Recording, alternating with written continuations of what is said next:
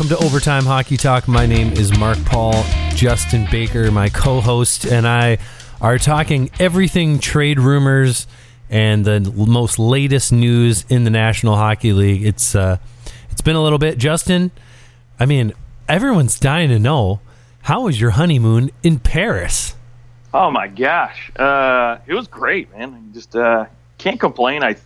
I'm pretty sure I actually lost weight. I'm not even sure how that happened. Wow, like a ton of walking or what? Yeah, just a crap ton of walking. I mean, I remember one day my wife tried to kill me. She made me walk up like 20 flights of stairs to go to this church that overlooks, it's called Marmont.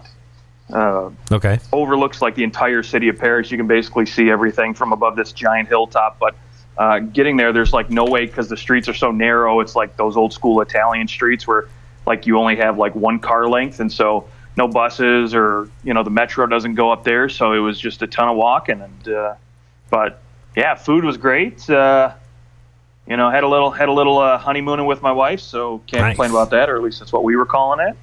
Yeah, that's great. Something about going to Europe and eating the food. It's just a different game. It's a different ball game over there.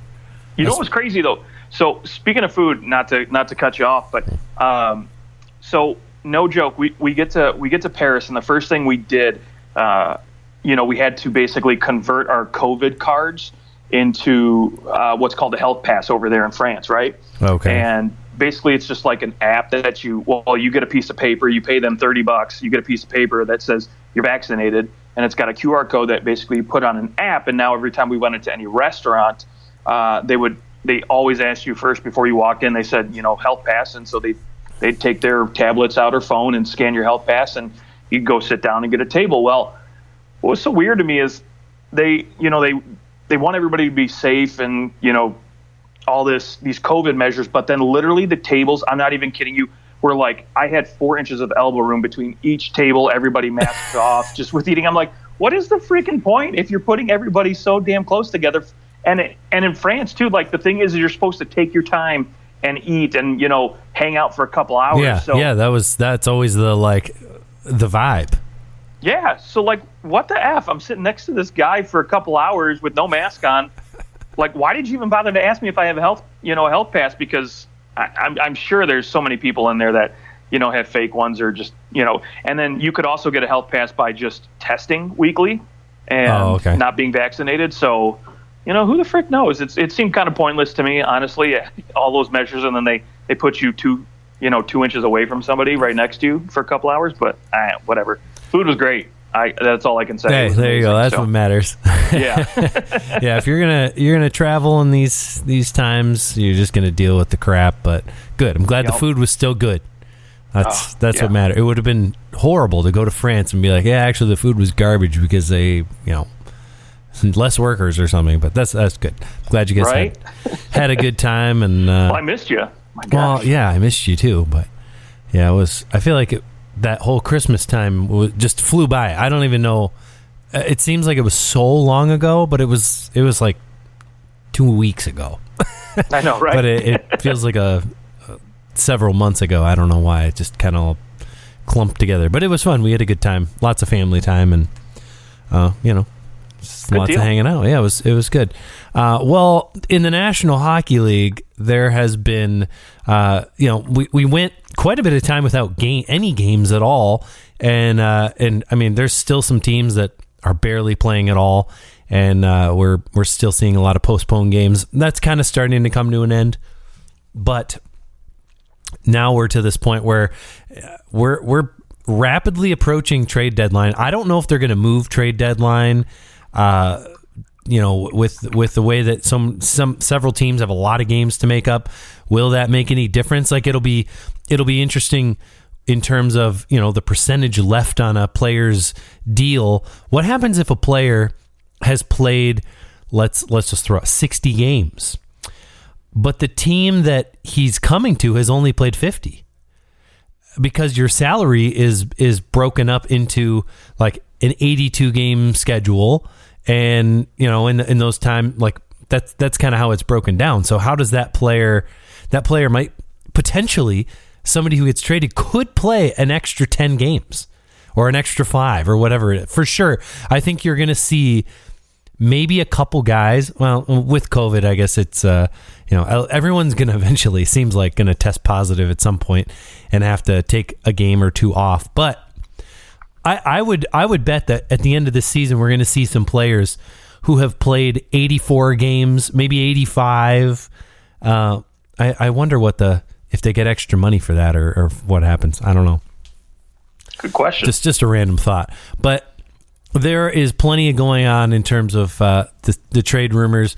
We talk Edmonton Oilers and the Calgary Flames have both fallen from a position seemingly of strength in the Pacific Division, the so-called weak Pacific that was supposed to just be a cakewalk for the Edmonton Oilers and the Vegas Golden Knights. The Vegas Golden Knights have, despite everything working against them, have lived up to what we kind of thought they would be. We thought maybe they would be a little further ahead at this point, actually. But at 23-14-2, they lead the division.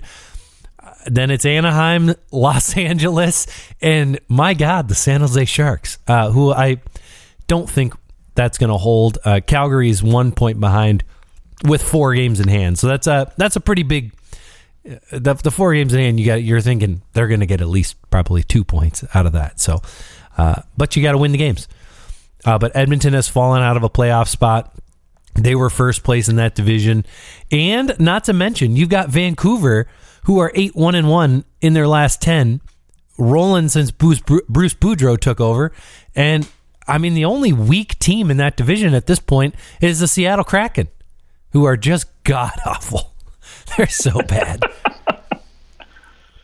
Yeah, I feel bad for Seattle. They're also going through a whole bunch of injuries and, guys getting out with COVID like most other teams in here. But you're right. I mean, Calgary and Edmonton started so hot, and they've cooled off recently. And so I'm with you, though. I think San Jose is definitely going to be a team I look at to kind of cool down and fall a little bit in the standings, especially with, Edmonton and Calgary still games at hands behind them. And so, Calgary sitting 5th. Really, if you look at the win percentage, they're really second place in that division if you want to go up by percentage of points there. So Calgary's still in a good spot. Just, can they get it together? Because their last 10, they're 3-6-1 and nothing to, in a 3-game losing streak as well. So, is it time to hit the panic button? No, but, trade deadline will be approaching.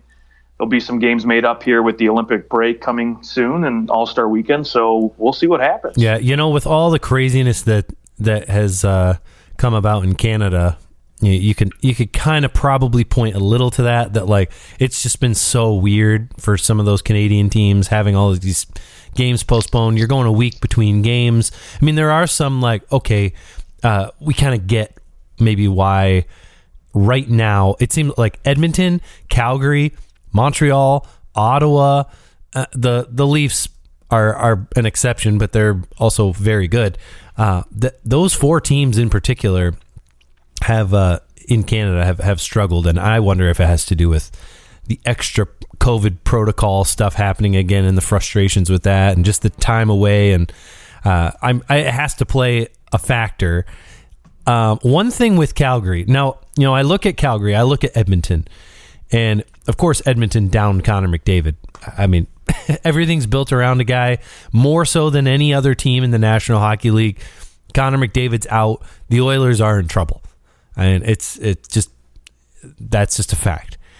So that certainly hurts. But with the Calgary Flames, they've only played 11 games out of 33 at home. That is, they have been on the road a lot. They've done really well on the road, ironically, but you got to think that, being on the road is going to catch up with you. So, that much. So I think once Calgary starts to get home and starts playing a bulk of their home games, 11 out of 33. At this point, they've got 31 home games of their last 49 games.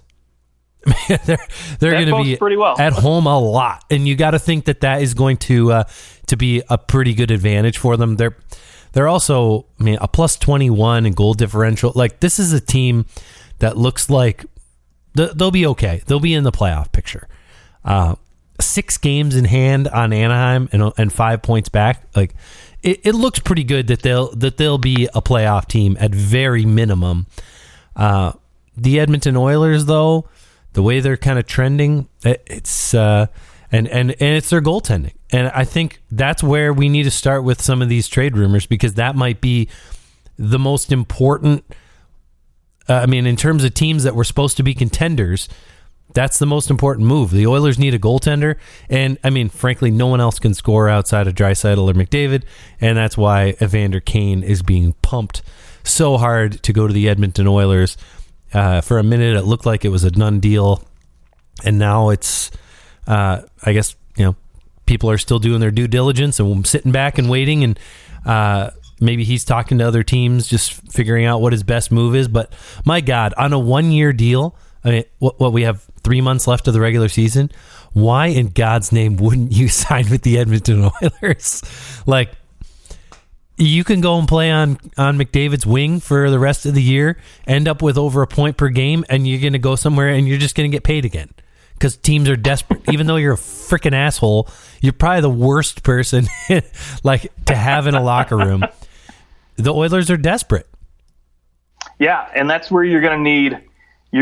Obviously, this season is pretty much a wash as far as, when you worry about locker rooms and stuff like that. But I think if he goes to Edmonton, and that's probably the smartest play for him. I know, there initially were talks of 20 teams interested in him, but from what I hear, there's really only been 4 teams that are pushing real hard on Evander Kane right now, and I think one of the other teams was the Carolina Hurricanes, and that's a locker room I think that would be a very good fit for him, because obviously Rod Brind'Amour is not going to take any shit from anybody. He could physically just still dominate Evander Kane anyways. So that's true. But if you're a smart hockey player like Evander Kane is, and he's still got enough talent on the ice to be worthy of another contract, why not go play with Connor McDavid or Leon Draisaitl? Because you will rack up. Over the course of an entire season, you could be easily a point per game guy. So yeah, I would say, if there was one team that should go in on Evander Kane, it's the Tampa Bay Lightning, in my opinion. You got a guy like that, you bring him in when you have a strong locker room.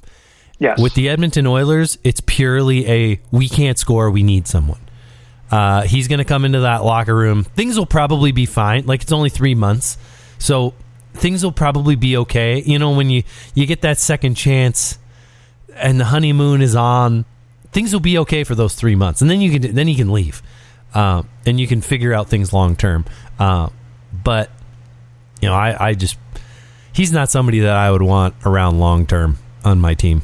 What I will tell you is Tony DeAngelo, right? There's a prime example of a guy who was a locker room poison in New York and comes to a good locker room in Carolina, and I haven't heard a whisper about anything negative with this guy. So agreed. Yep. And you need a strong locker room in order to bring in somebody with a lot of baggage. Yep. There's been guys. I think of, why can't I think? He played for Ottawa for a while, then he went to Florida. Mike Hoffman. Mike Hoffman had a lot of baggage coming out of Ottawa. Remember, there was that whole thing between like him and Carlson's wife and all that, and just like weird stuff. And he was fine. He went to some better teams, and it was fine. It's amazing how being on a good team makes you not be an idiot, because you're not angry all the time, I guess. I don't know. Right. But who would you look for the Oilers?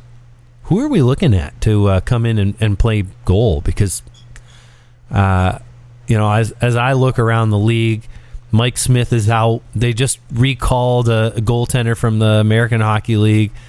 Where are we going here? They don't have much cap space. I guess they get a little bit of reprieve with Mike Smith being on IR, but there's just not much there in terms of actual cap space. So what do we do? Yeah, obviously Edmonton's going to be sending somebody back with some money, right? That's a given at this point, and I think any team that's looking to make a deal with Edmonton has to be aware of that and knows that's coming. Now, if I'm looking at teams again, that have a goaltender to spare or are looking to move a goaltender, the first one I look at is the Vancouver Canucks. Yaroslav Halak is a guy that obviously he's a UFA after the season, but when he plays his 10th game, he's slated to receive a $1.5 million bonus that will count against the cap. And Vancouver right now is so tight up against the cap, they literally are sitting him because they can't afford to pay him that bonus right now. Jeez. So obviously they've been, reaching out to people, seeing who's interested.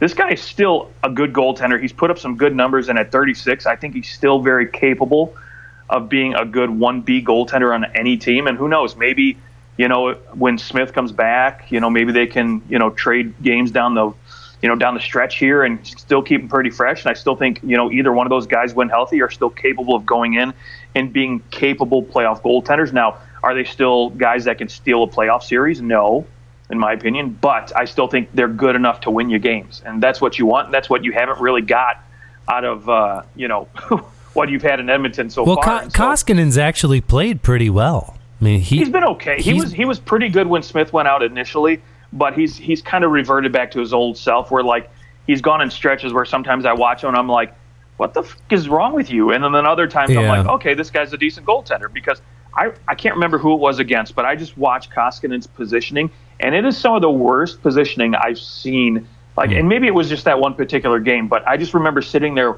like, pondering how you are an NHL goaltender with such bad positioning. I mean, he was cheating so much on each side, and it was just ridiculous. Anyways, that being said, I think, speaking of Koskinen, I think he's probably going to have to go back the other way, with probably, obviously Edmonton holding on to a part of his salary, but I think that's going to have to be a piece, or maybe a guy like that's so difficult to do, though. Like, it absolutely is. I'm thinking, like, okay, who are we looking at who could potentially move? I mean, there's always Alexander Georgiev. That's been. I mean, right now Shesterkin's hurt, so that's probably not going to happen. Or is he on COVID protocol or something? Yeah. COVID protocol. So, I mean, he'll be back soon. But, I mean, Georgiev would be one who maybe is out there. But as an RFA, he's going to cost you quite a bit. Yeah, and I don't think Edmonton wants to spend that in the assets. And I know Kenny Holland said he hasn't. But what I will say, there's another goaltender on a team that's going to be a seller who has played below average this season. But who knows, maybe a change of scenery will revert him back to his older ways, and that's Korpisalo out of Columbus. Yeah. I mean, that, especially since they signed Merlikins to a long-term deal. I mean, he's obviously the odd man out. He has played rough. You probably could get him for pretty cheap. I wouldn't imagine it would take more than a third-round pick to get Korpisalo.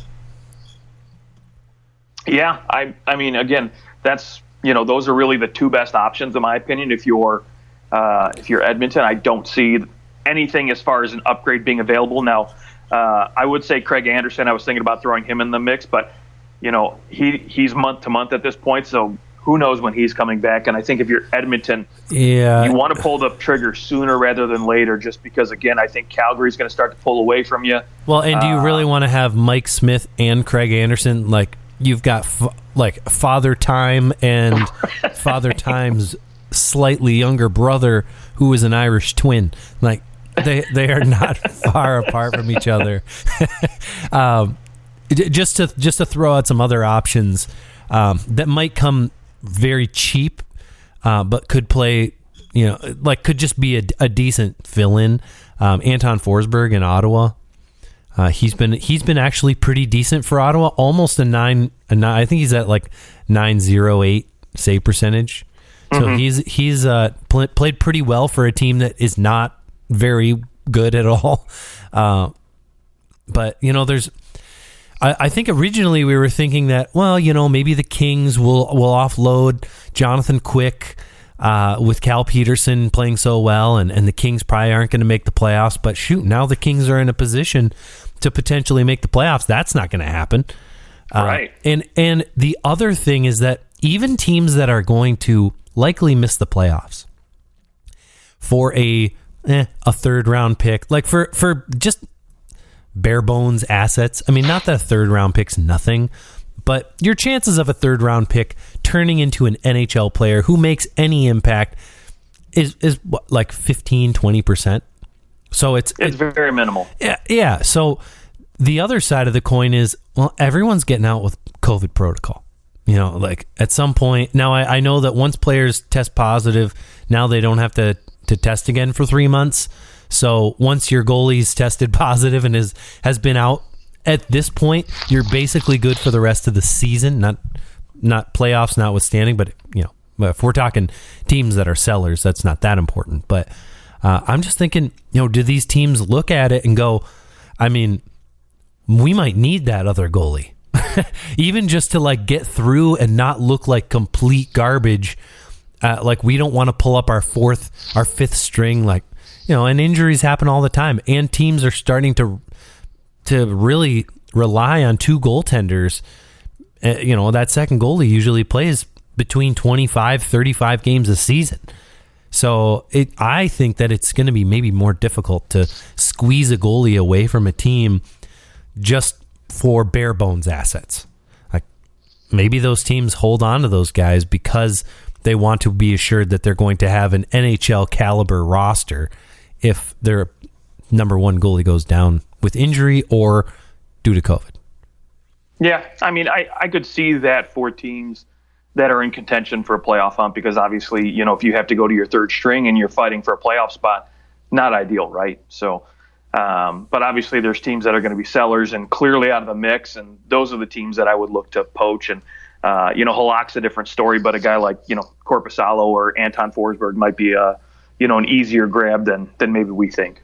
Yeah, what do you think, there's Chris Driedger and Philip Grubauer, 1-2 punch there in Seattle. Everyone expected them to be a pretty good power duo in net there. And Driedger just has not looked good at all. He's only played 9 games this year. Maybe he's somebody that, he's signed, but not for a ridiculous amount, $3.5 million.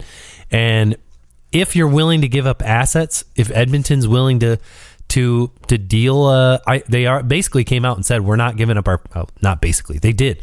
Holland said, at this time, we're not ready to give up our first round pick because we don't think we're in a position to where we're going to win, which is telling.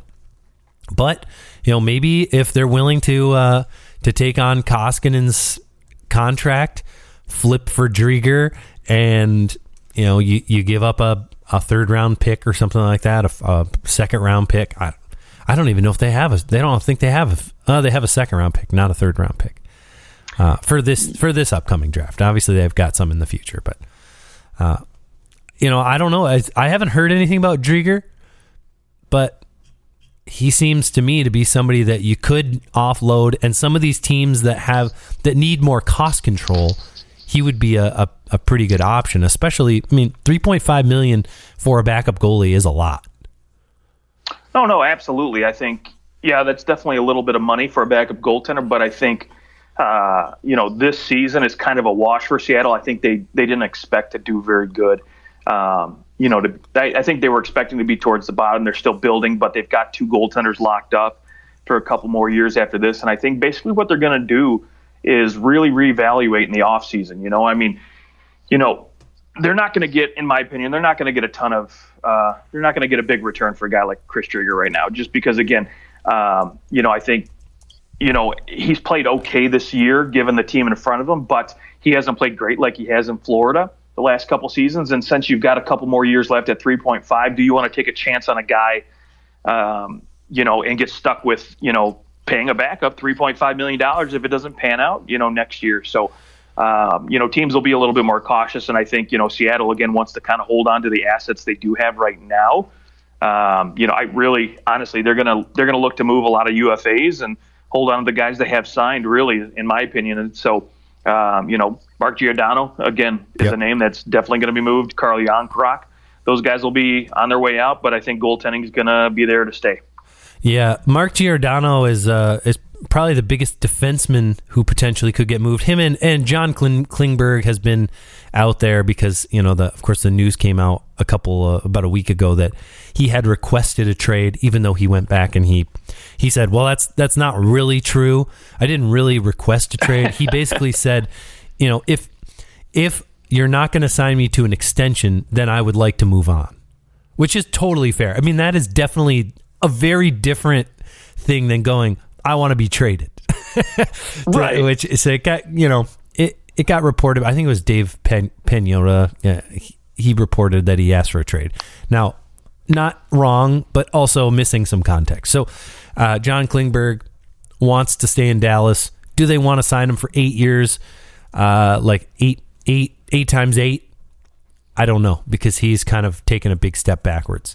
And it can be debated whether or not that's Rick Bowness, his head coach, which basically since he became the head coach, John Klingberg has dropped off considerably. So it makes sense that it is the coaching style of the game that they're playing, and it's not unleashing Klingberg the way that he was when he was playing with Heiskanen more, and that tends to help too. A little bit, yeah. Now, Klingberg to me is a guy who and unless Dallas completely falls off the map, they're going to hang on to him. Obviously, I think they're still in the thick of it. They're still in the mix, and they're going to be fighting for a playoff. Yeah, I mean, 6 points back. Yeah, I mean, so if you look at the wild card, they got some games at hand, but I still think they're only what certainly they are in it. Yeah, and they've been. I think we could all agree that they've probably played at a lower level than what we expected. I mean, 4-10-1 on the road is just horrible. They've also had some really unlucky stuff happen, like those 2 games in a row where they blew the lead and then lost before they got to overtime both times. And Bonus was, of course, going ham on the bench. I think he got fined $25 grand. Yeah, it's good. It's a good $25,000 temper tantrum. I'm trying to think of a time in my life when I would have paid $25,000 to go off.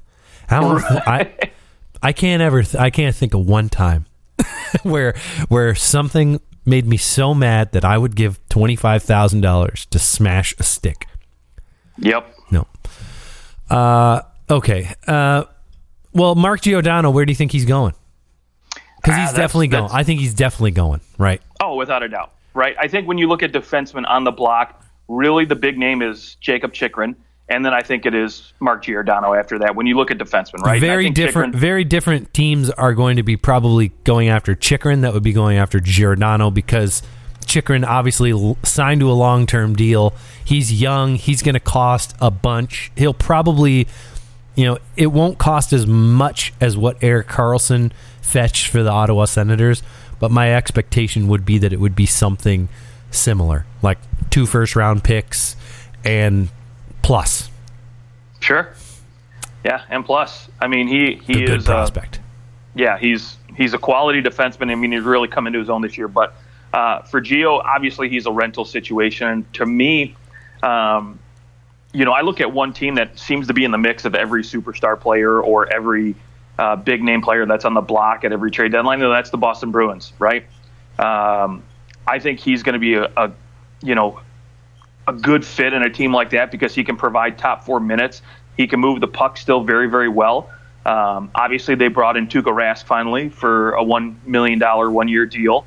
So maybe is this kind of like a last hurrah, a last push? Because when you look at this team, man, I mean, Patrice Bergeron's going to be a free agent after this year. Brad Marchand obviously still signed, but he's got to slow down at some point. I mean, I don't think anybody's looking at Bergeron thinking he's going to go anywhere else. No, I don't think so either. But again, do you make a push now at this point with him being 36 years of age to say, hey, let's go after one more? I mean, you're right. That it would make probably the most sense for the Bruins in terms of teams that are up near the top. What a top 4 defenseman who can play big minutes on a power play and can really bring something offensively to your team, which is something that they're struggling with. And I don't think that it's been said enough how, well, there are a lot of talk about their forwards being the problem. The bottom six does nothing. I mean, even outside of, I guess since they put Pasta with Taylor Hall, things have been looking better for them. But definitely their bottom six just has not produced. But is a lot of that because they don't have the defensemen who are moving the puck properly up to those I'll say lower caliber players. Of course, McAvoy is a world beater. I mean, McAvoy is a top 10 defenseman in the NHL, but once you get outside of him, you have a lot of average defensemen. Like Matt Grzelcyk, he's a good player. He's fine. Mike Riley, he's fine. John Moore, fine. Brandon Carlo, he's pretty good. But there's no one else on there that is really blowing you away offensively. Like Brandon Carlo has 6 points in 31 games. There's no one that is going and is going to make you stop. That Giordano type of player where maybe with a reset with a really good team, Giordano could be close to a point per game defenseman again, playing with the right guys. Yeah. Once again, I mean, Grzelcyk 2 goals in 33 games. Like there's no one back there that's scoring goals for the Bruins from the defensive side, and that hurts. Yep. Yeah, we've talked about it numerous times, and offense starts from the back end, right? Because if you can't move the puck out of your zone, if you can't make that first pass, that stretch pass to really jumpstart the offense, it's hard to transition in today's NHL. And especially when you're in an Eastern Conference where you have so many teams that are just so dynamic offensively, and you're trying to win these 2-1 games. I mean, yes, they definitely have a guy like Pastrnak who can take over offensively and really drive a lot of offense, and same with Brad Marchand. But again, you still need that for your bottom six. You still need other guys who can help provide a little spark on offense. And then not only that too, but you can look at him to say this would be a perfect fit on our second power play unit. So again, you have other options, and you don't have to rely on, your top 5 guys on, up front in the forward position and Charlie McAvoy every single time. So to me, Boston's a really, really good fit as far as Giordano's concerned. And the other team that maybe I could look at and say, okay, he could probably fit in here pretty well, would be the Carolina Hurricanes. Again, I've heard their name in the mix for a guy like Jacob Chychrun, but again, I think they have a bevy of riches when it comes to defense, so I just don't want to see that. But I know, I feel like we're always talking about them trading away a defenseman, but they did they did lose Dougie Hamilton, and that was the biggest blow. Yeah, but I mean, Tony DeAngelo's worked out pretty well. I mean, my God, his production is insane right now. I mean, he's got 24 points in 26 games, 6 goals. I mean, that's nothing to beat your head out at either. And they've got a young prospect by the name of Ethan Bear that they got from Edmonton, and like not to mention, pretty good move there. Yeah, let's talk about the top 3 guys there, and Brett Pesce, Jacob Slavin, and then Brady Shea, who's been okay, but again, Giordano would help round out. He could slide in the top 4. He could also slide in on your bottom pair there, and because he is up there 36, 37 years of age, you give him a few less minutes a night, and he still can contribute. With your bottom pair and on that second power play unit. Yeah, and you can play him where you want to. You can put him out for offensive zone starts.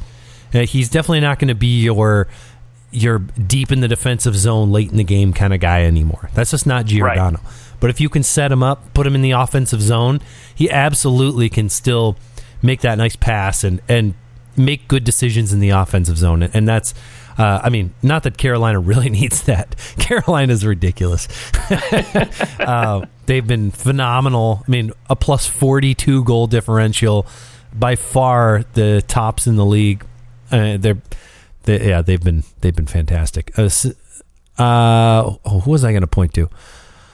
I just had something up, and one side note for the in terms of some players that are unsigned and maybe are about to raise their stock a little bit and be ready just in time for the playoff push.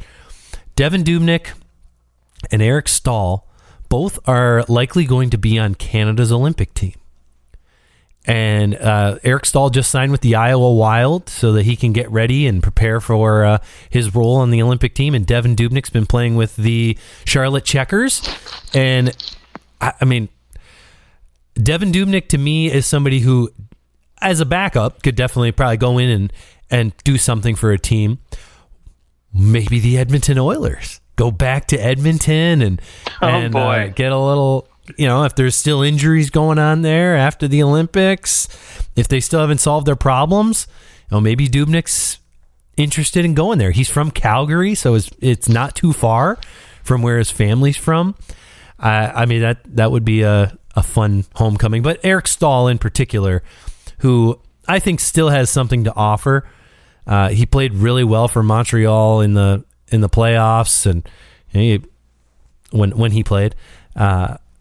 I think Eric Stahl potentially could show off some of his talent in the Olympics and sign with the team when he comes back. Why not? If a guy's been playing all Olympics and he does pretty well, you're definitely going to sign him to a league min to bring him in and see if you can draw, even if it's on your fourth line. I mean, having somebody like that in your locker room, you're not going to complain. He did have 8 points in 21 playoff games last year, which is solid. For a fourth line guy. And Bobby Ryan's out there too.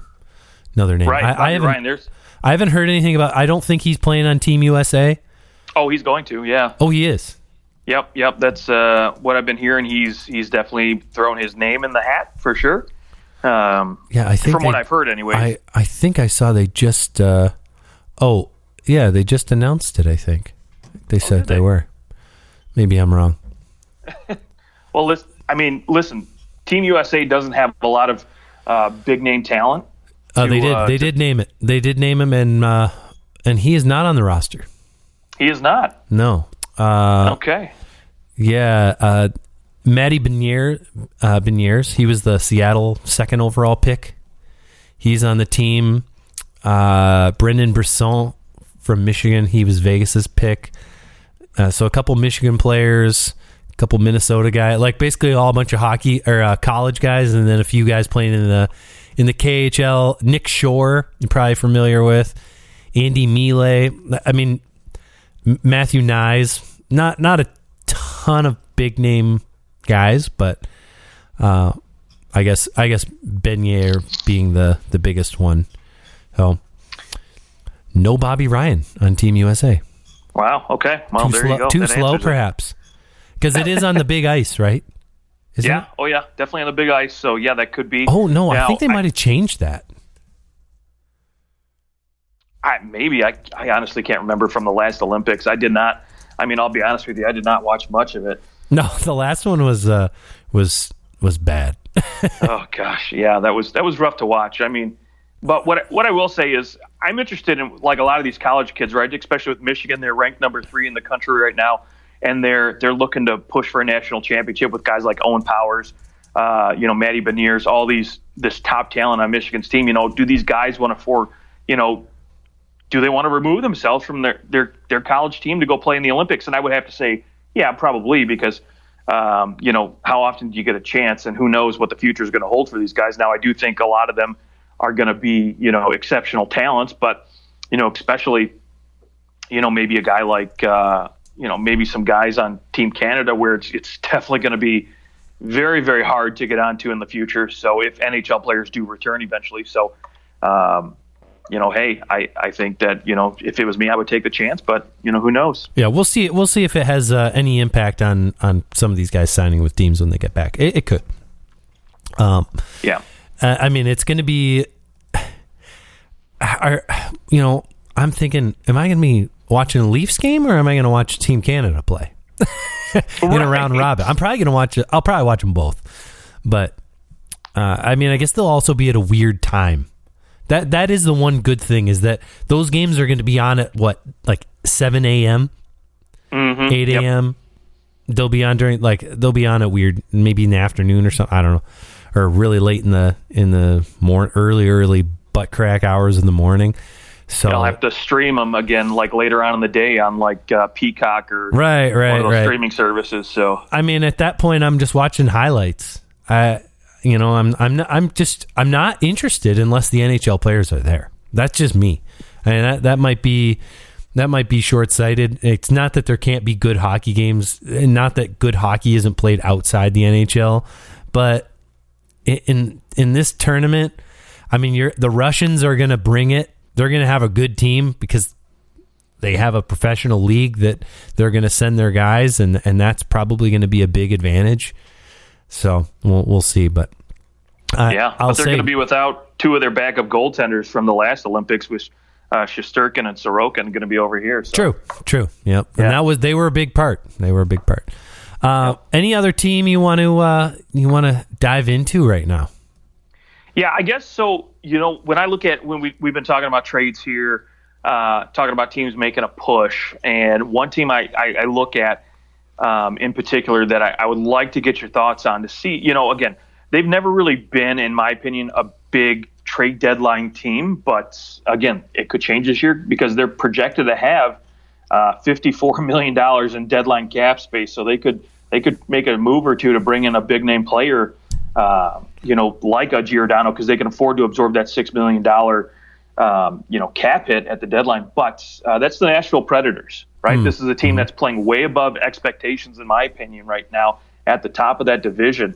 I think eventually maybe teams like Colorado, St. Louis might catch up to them and might, realign the tables to where they should have been, what I predicted this season. But I still think Nashville is going to be a team that's going to be right in the thick of things at the playoff hunt. And, again, do they make a move? Do they bring in a big name talent? I know, again, we've got Philip Forsberg, who's going to be a UFA after this season. So do they make a push to say, hey, you know what? We're still in this. We're still, committed to winning. And so do they kind of say, hey, listen, we want to keep you. And so we're willing to, spend big here to say, hey, we're going to be a good team in the future. And so maybe a guy like Phil Kessel, right? They go out and they try to bring him in because I know Arizona will basically, because not a lot of teams can absorb his cap hit. So maybe they bring him in for next to nothing.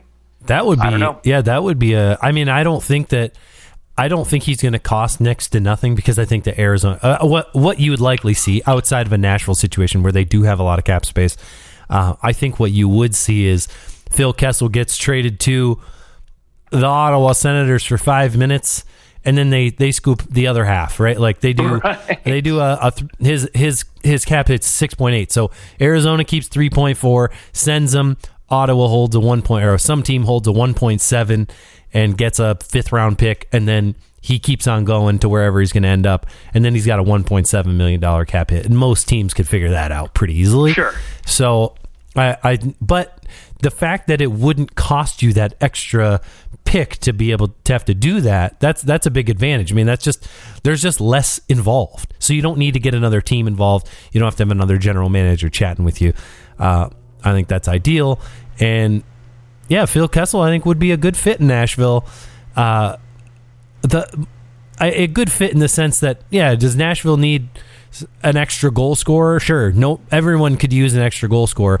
The only thing about Kessel, I wonder, does he fit the vibe of a Predators team? This Predators team is basically like New York Islanders 2.0, right? Like you look at their team and you go, I mean, they have a couple good players, but they're not the best players by any means. Like nowhere close to even top 5 at their position. They don't have those guys anymore, right? They really haven't had those guys at the forward position. They Roman Josi. All right, we'll give you a top 10 defenseman nod in there, but or at least has the potential to be. But the Predators are very similar to the New York Islanders.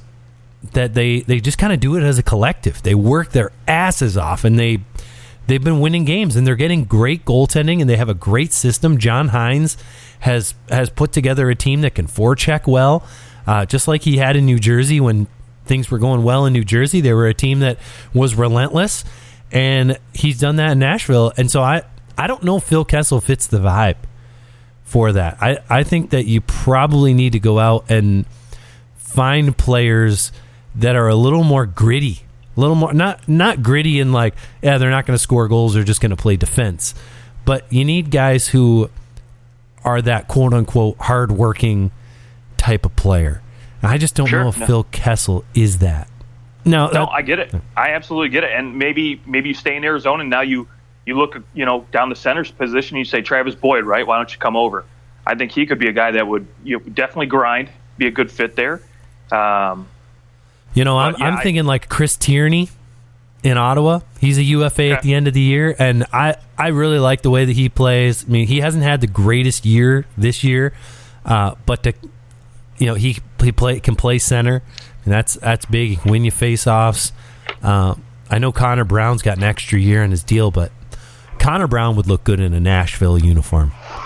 I love Connor Brown. I always loved him. On the Leafs, he was fantastic. He just priced himself out because he played way better than than people thought he would, and Ottawa was willing to sign him to a big deal. But 17 points in 25 games.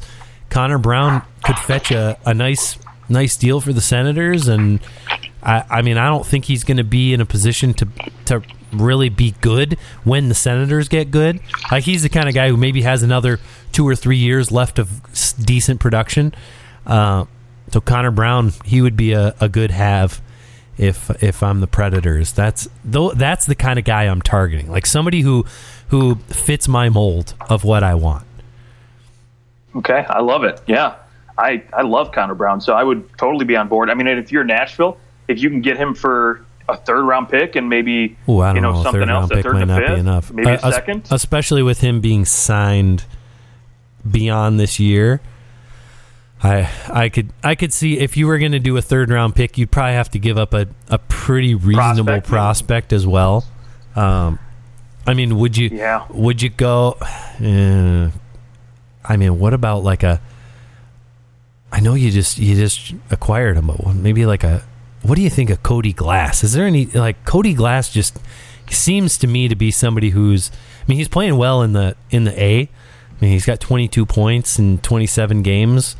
So maybe he really is somebody that Nashville will call up eventually if there's an injury. But I'm just looking at prospects that Nashville has that they could deal. But it's probably more likely a draft pick. You're not really concerned about a second-round pick at this point because it's a second-round pick now where you're positioned is going to be 50th or later probably. Sure. So not a huge deal if you have to give up a second-round pick for a Connor Brown, but that to me would be a great way to fill in the bottom six. He could play up and down your lineup everywhere. He's just so versatile, which frankly is like half the Nashville lineup. So maybe on the flip side, maybe your thought on Kessel is they don't have anyone like Kessel.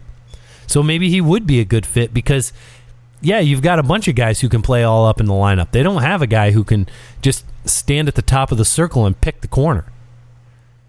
Yeah, listen, having veteran guys never hurts come playoff time, right? And he's a guy that's got the rings. He's been there. He knows what it takes to go deep in the playoffs. And I think when push comes to shove, right, if you have to get in those scoring battles, I don't see Nashville surviving those types of games. And so, not to necessarily say that they're going to end up in those types of games, but, again, I would like to have that kind of guy on my team should we get to that point. And, again, if you're putting Phil Kessel on your third line, you're not really utilizing him all the time anyways. Sure. So you don't have to put him out here in those big defensive Lots minutes. of offensive zone starts for Phil Kessel. Right, exactly. Lots of power play time. So that's where he'll excel for that team for sure. So now, before we move on, one guy it's been sticking on my mind, and I want to touch on him before I forget. Who do you want to touch? You want to touch? Yeah, I got a guy I want to touch here. Okay, leave me alone. Do you possibly see, because I don't think this team is going to be making the playoffs, and I don't think they're going to get their act together in time, and that's the Philadelphia Flyers. Do you see a scenario where they go to Claude Giroux and say, hey, we're going to move you, get something in return, and give you a shot at a cup here? Yeah, I've heard a lot of conjecture. Elliot Friedman talked a little bit on 32 Thoughts about where Claude Giroux that his opinion was that he will be moved. Right. And there's been, a lot of chatter within the Philadelphia organization. My hunch is no. I just get this the last few years who else have we had come up? Ryan Getzlaf, right? There was a lot of talk about Ryan Getzlaf being traded, and trade deadline came. He didn't get moved, and he wanted to stay put, and then he signed his 1-year deal. You had, how many times was Joe Thornton a free agent, and everybody talked about him getting dealt at the deadline, and he wasn't dealt at the deadline. And you had, like Joe Pavelski, he wasn't dealt at the deadline. Now, he signed somewhere else, but you've got these long-standing players who have been in a situation for a really long time, been with the team, and it seems to me that lately they've been sticking around, that they go, no, I'm good. Don't trade me. And we'll just figure it out in the off season and sign either. I don't think that Giroux is going to sign a 1-year deal. I think he's still productive enough. He will be 35. When's he born? January 12th.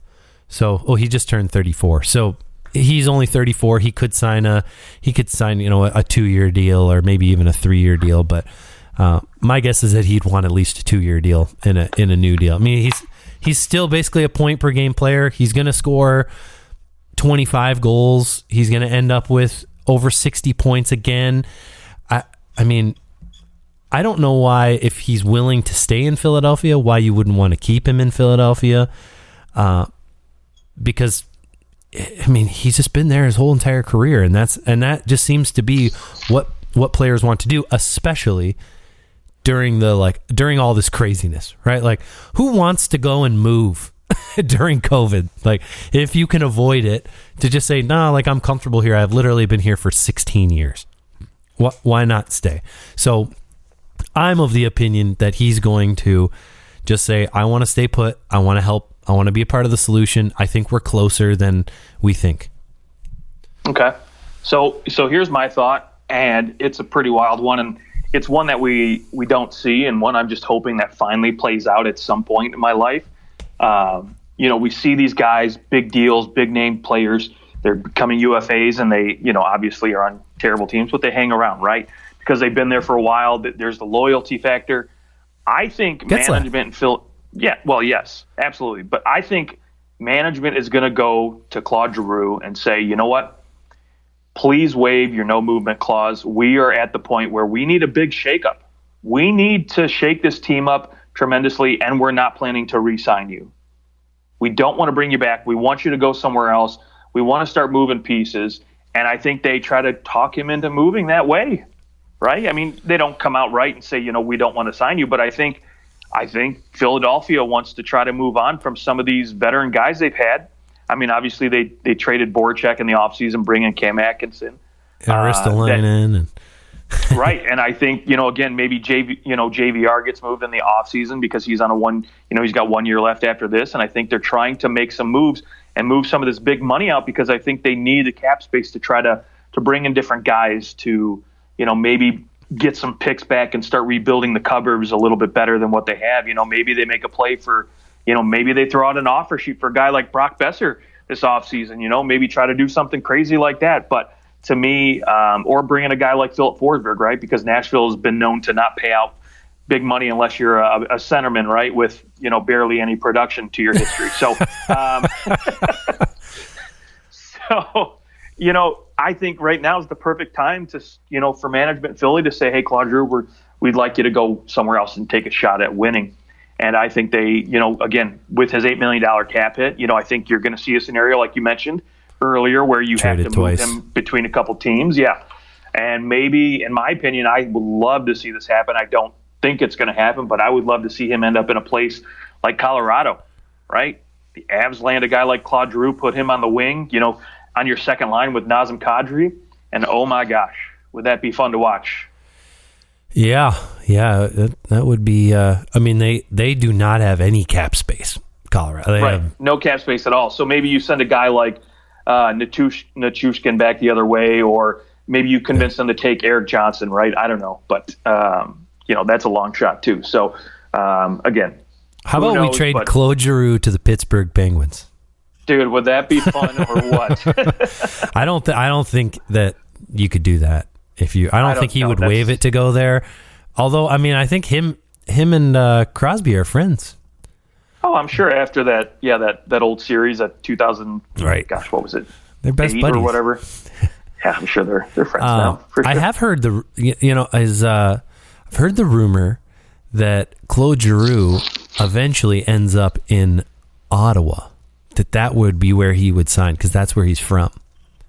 And that he'd go back to Ottawa for the final, 2, 3, maybe 4 years of his career and help the Senators to turn things around. So I have heard that once or twice that he's wanted to go back and play for the Senators later in his career, but I don't know if that's still the case or if he would do that, but that's nevertheless something. Well, it'd have to be for next to nothing because, they don't like to spend money there. But I will say is this team definitely could use an infusion of some leadership there for sure outside of Brady Tkachuk. Yeah. That would be great for sure. Anyone else that you're looking to be, just big name players?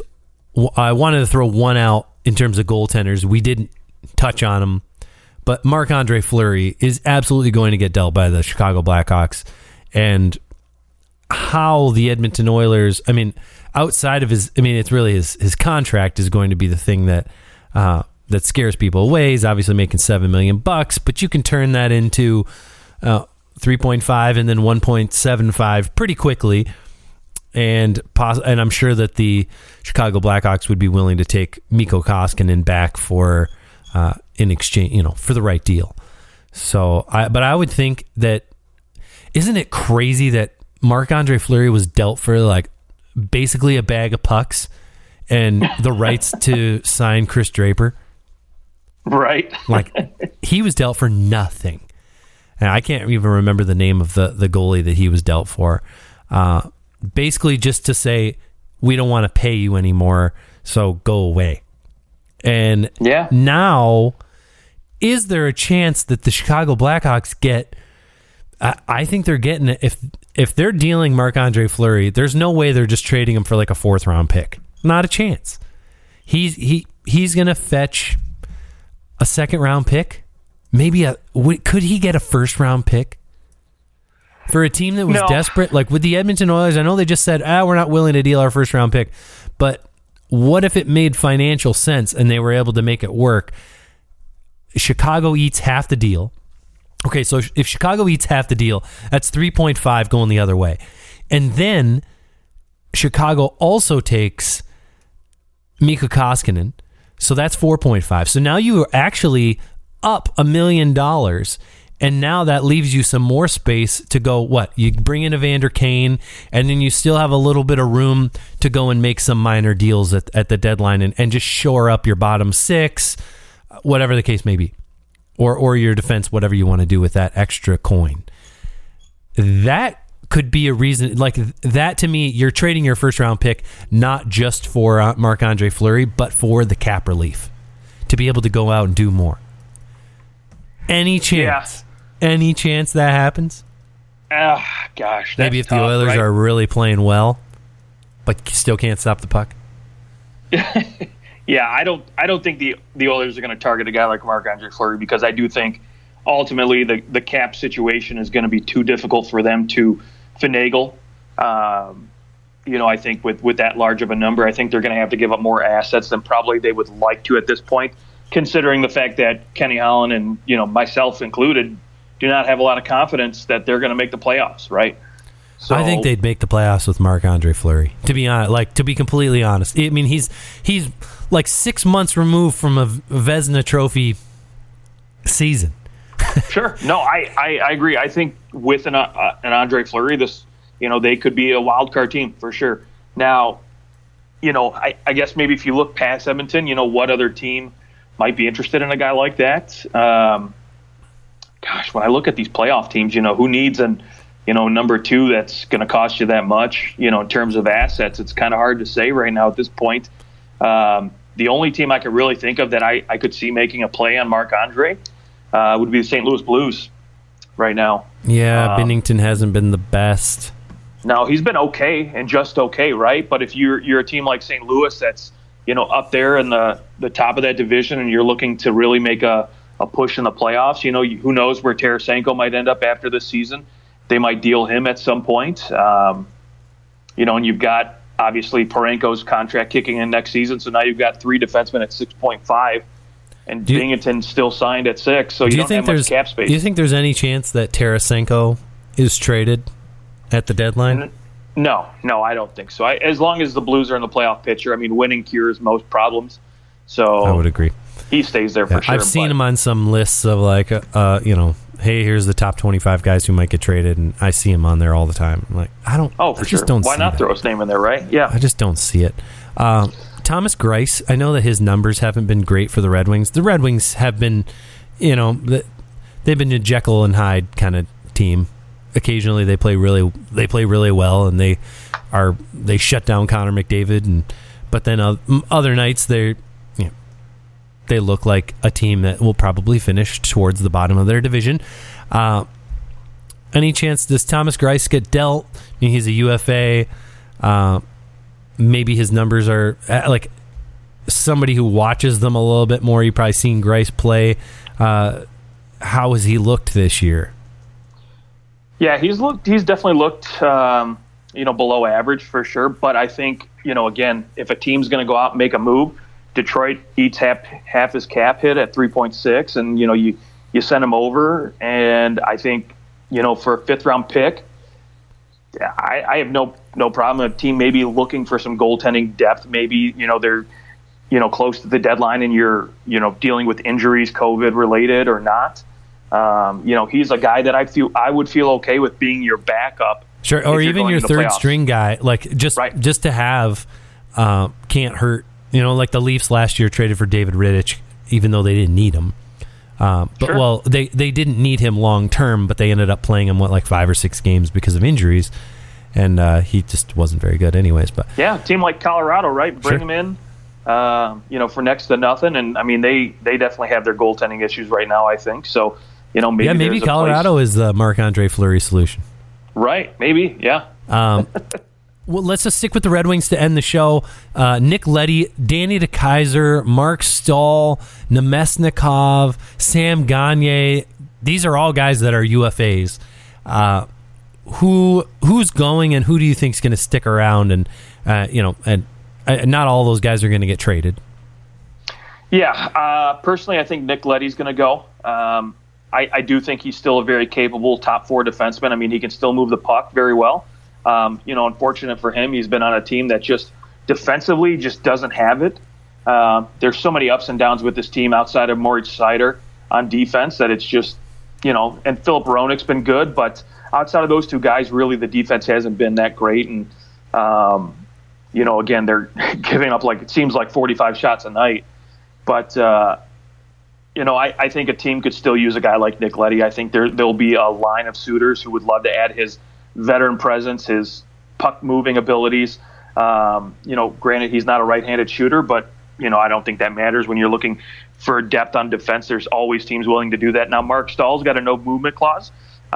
He definitely would probably waive it. Now, from what I understand, he really likes Detroit. He likes being here. But, again, I think there's so many young players coming up in the system. I think, this is probably his last year with Detroit. Yeah, would you waive it to go to a contender? Probably, if you're Mark Stahl. Now, Nick Leddy, absolutely. Nick Leddy, though, the Red Wings traded a 2nd-round pick and Richard Panik for him in the offseason, right? That's 6 months ago they made that deal. Which 52nd pick in the draft. I have a feeling that the Red Wings are not going to go, they're not going to take any less than that, a 2nd-round pick, and to, basically recoup what they gave up for them. Sure. And say thank you very much for helping us defensively for this first, 75% of the season. Obviously, when you're Yzerman and you make that move, my guess is he's thinking we can trade Panik in a second, and Leddy will play great for us, and then we'll trade him for a 1st-round pick at the deadline. That would be my guess, is that was his thinking, it could potentially turn into more, and you get a good defenseman. I actually wonder if Leddy will stay. I haven't heard anything about him moving, and you need guys to stick around guys like coming and playing in Detroit. It's a good place to live, like a good family place. He's an older guy, but not too old. Like I could see him sticking around, signing a similar deal to where he's at right now for 2 or 3 years, and staying in Detroit if Yzerman likes him and wants him to be a part of it. Unless you could get that first round pick. I mean, unless he's like, no, I'm not going to sign here. But Leddy seems to me, he's a good guy to not necessarily build around, but to have around in your organization while you get good. And if he's willing to do that, then cool. I mean, he was pretty surprised, I think, if I remember right, when he was traded from the Islanders. And it would be kind of a bummer. Like, all right, I'm on a team that was a Stanley Cup contender and I get dealt to Detroit. Like, who's not good, that would be disappointing. But I wonder if he doesn't get dealt, unless the Wings can get something more for him than what they just traded. Yeah, that's the question, right? I mean, obviously, I think Detroit's looking at what they've got coming up. As far as prospects are concerned, I know they've got a few really good key players, but again, you still need those veteran guys, right, to stick around to be there and help, grow these players. And, to me, Danny DeKeyser, I think he's slowed down a little bit too much for my liking. So I think Detroit says thank you and then moves on after this season. Do you think that he's dealt, or do you think that the guy's got 3 points this season. I mean, he really has not looked great. No, I mean, he's been okay, but he's a defensive defenseman, sure, right? Sure. He's going to be, a team. I think a team would probably make a move for him if his contract wasn't so large, right? I think at $5 million, right? But you're eating half. Flip him. Right, but I don't see too many teams trying to flip him twice to try to cut that cap hit down. And at $2.5 million, I don't even know if I want to take a chance on DeKeyser at that price right now and give up an asset for something like that. Because there are a lot of other options that I think are much better, like a Calvin DeHaan in Chicago, or Brett Kulak out of Montreal. Out of Montreal, again, Ben Cherry. I would rather, but much more expensive, right? Much more expensive. Absolutely. And I could see a team that has a little bit more wiggle room and is just looking to add, some vet. Like Anaheim has a ton of room. Anaheim could add a guy like DeKeyser, no problem, and sure. and could fit him into their bottom pair, have him for depth, and really not have to give up a whole lot. Like, you're giving up maybe a 5th round pick for DeKeyser, I guess. So. Right. Yeah, not much at all. Yeah. And then Nemesnikov, you think is he somebody that'll get moved? I mean, he's decent depth scoring. He does have his moments where he's got some good hands, uses his body well. And having a decent season, 10 goals. Right, yeah. I think that's going to be a situation. I think the Wings like him and wouldn't mind keeping him around for another year or two, on their bottom 6 for sure. But this is going to be a situation where they just go and say, hey, do you want to get moved? And if he says yes, then he's out the door, right? Yeah, obviously, or if somebody comes and says, we'll give you a 2nd-round pick for Nemesnikov or a 3rd-round pick, you're going, okay. Yeah, probably. Easy deal, especially given the position that the Wings are now in. I think if the Wings were like, all right, we're not doing too bad, we're not going to make the playoffs, but we're going to like kind of make it look like, I mean, that's basically what they're doing right now, is we're not going to make the playoffs, but we look like we could. Like, we're close enough to where somebody could look at the standings and go, ooh, they're only 5 points out of a playoff spot. They're pretty good. They're definitely not the bum team that they were last year. Right. But to me, some of this is a problem because you don't, like, now you kind of know, all right, our younger guys, they're playing well.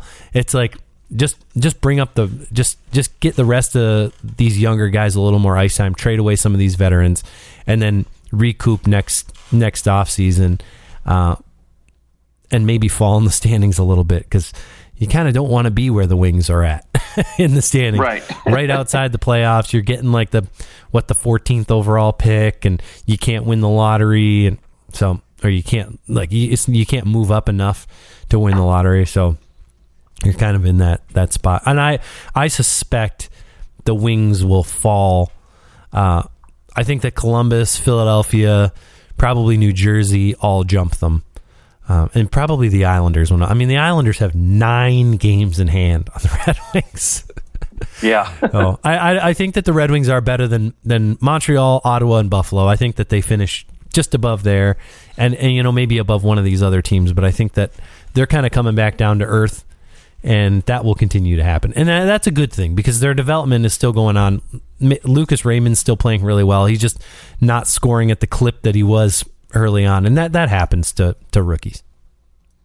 Yeah, and if you're Detroit too, I mean, obviously you don't want to get too good too fast, and be mediocre because again, sure, you still want to acquire talent, right? So yeah, exactly. Yeah, and I don't think there's any. That's not going to happen. Right. They're not getting. They're like right where they should be. I think. I think that next year they could be in a position where they're actually sitting in a playoff spot right now, and they're in a battle. Like they are in a battle, but not really.